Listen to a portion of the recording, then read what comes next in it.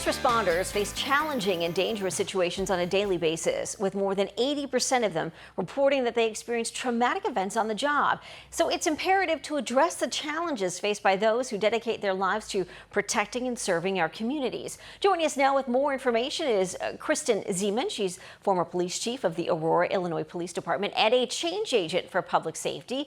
And Isabella Giannini. She's the director of customer loyalty and head of Axon Aid. Kristen, talk to us about the constant experience of being on alert and how it can lead to PTSD.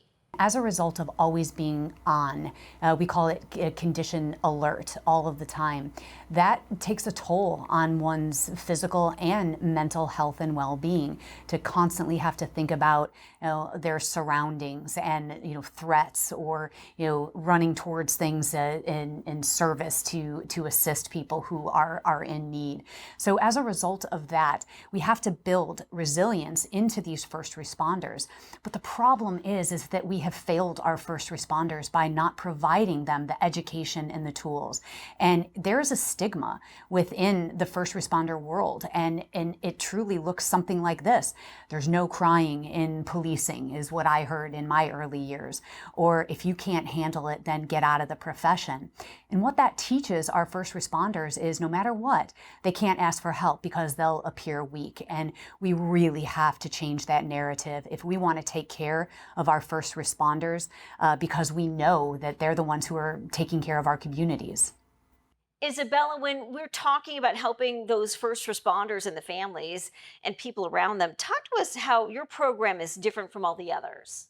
So our program is built on resources that are world-renowned for effectiveness. We look at what's been successful in agencies with culturally competent clinicians and psychiatrists. We look at what's working, and then we build tactical resources. So with an Axon Aid training or resource, you will never see, fluffy, just feel better and work through it and you'll get there. But instead, you will see very tactical advice. Here's what to try. Here's what works. Here's what to prepare in advance, both for your families, for yourself. And so it really gives people a place to start versus some of the more vague and ambiguous, just try to feel happier. And so it's really important to us that it's things that are tangible and that people can work on immediately. Kristen, oftentimes family members or people who know the first responders become first responders to those people. How does that work? Yeah, that's the ancillary trauma, is that these first responders carry all of this with them, what I call the film reel of all of the traumatic events that have happened throughout their work week.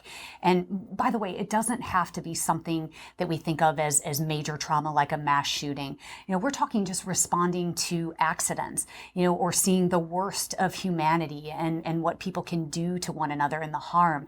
And you take that and you go home. And then, the result is these families, the people who love their first responders, start to note differences in their personality, shutting down, having sleep disruption, irritability, losing interest in hobbies.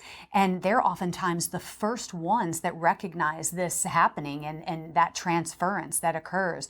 And so then giving them the resources so they can not only, talk to their loved ones about it, but that they can go and get these resources. And it's those action items that Bella was talking about that will actually teach people how to bring those tools and those skills to build better resilience, so that they're able to perform better, not only in their jobs, but of course in their personal lives as well.